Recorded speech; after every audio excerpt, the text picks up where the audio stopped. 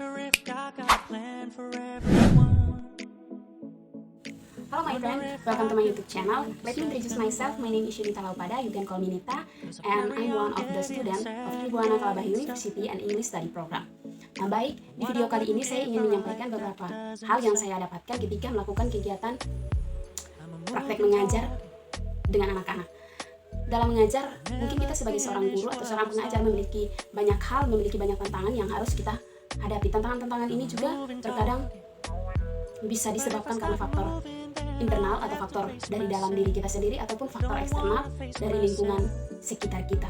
Namun, meskipun kita memiliki tantangan-tantangan tersebut, kita sebagai calon guru, sebagai seorang guru, kita harus bisa menyikapi tantangan-tantangan itu agar kita bisa membuat proses pengajaran, proses pembelajaran itu berjalan dengan baik atau efisien. Nah, dalam hal ini saya menemukan tiga hal yang saya dapatkan, yaitu yang pertama, kurang persiapan dalam mengajar. Saya mengakui saya kurang persiapan dalam mengajar anak-anak. Diri saya pun saya kurang siap, dan bahan-bahan ajar pun saya kurang siap. Dan akibat dari ketidaksiapan ini bisa membuat anak-anak itu merasa bingung dengan apa yang kita sampaikan, dan kita pun merasa tidak menyelesaikan apa yang kita sampaikan. Dan ketika kita kurang menyiapkan apa yang ingin kita sampaikan, maka anak-anak akan merasa kekurangan ilmu, kekurangan apa yang mereka ingin tahu, mereka merasa kurang. Dan dari kita tidak mempersiapkan apa yang ingin kita ajarkan, maka anak-anak atau siswa-siswi akan merasa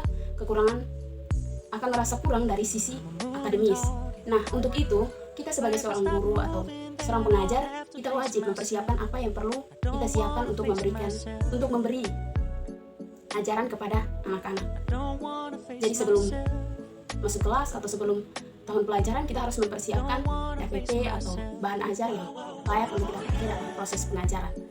Dan yang kedua, ada perilaku siswa yang beragam. Nah, dari sini saya temui banyak sekali perilaku siswa yang beragam ini membuat kita sebagai pengajar bingung mau melihat yang mana, tinggal yang mana. Tetapi kita sebagai pengajar harus bisa menyikapi itu, karena ini menjadi tantangan bagi kita supaya kita bisa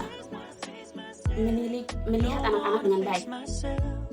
Dengan beragam sikap dan perilaku anak-anak ini, sebenarnya anak-anak ini memerlukan pujian dari kita, perhatian dari kita. Jadi bagaimana kita yang harus memperlakukan mereka dengan baik. Ada anak-anak yang kurang berpartisipasi dalam kelas, atau yang suka ribut, atau yang suka tidak bisa mendengarkan penjelasan dengan baik. Dekati mereka dan lakukan pendekatan dan memuji mereka atau memberikan mereka arahan-arahan yang baik agar mereka merasa mereka diperhatikan. Dan yang ketiga itu pengajaran yang kreatif. Pengajaran yang kreatif ini sangat diperlukan sekali, karena ketika kita melakukan pengajaran, kita hanya melakukan penjelasan tanpa ada sesuatu hal yang baru dalam proses pembelajaran itu, seorang anak atau siswa, mereka akan merasa bosan. Siswa atau anak-anak, mereka akan merasa bosan dengan apa yang kita sampaikan.